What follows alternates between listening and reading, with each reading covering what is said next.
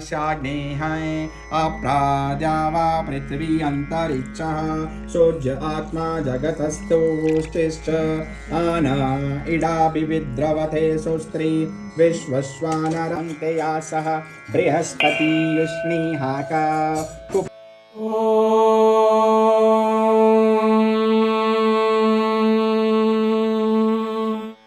गणानां त्वा गणपतिगुं हवामहे कविं कवीनामुपमश्रवस्तमम्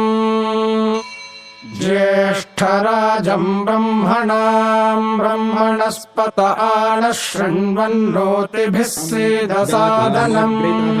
तेन देवाय ॐ श्रीमहागणपतये नमः। ॐ नमो भगवते रुद्राय नमस्ते रुद्रमन्यव उतोत इषवे नमः नमस्ते अस्तु धन्वने बाहुभ्यामुदते नमः यात इषुः शिवतमा शिवं बभूवते धनुः शिवा शरव्या यातवतया नो रुद्रमृडय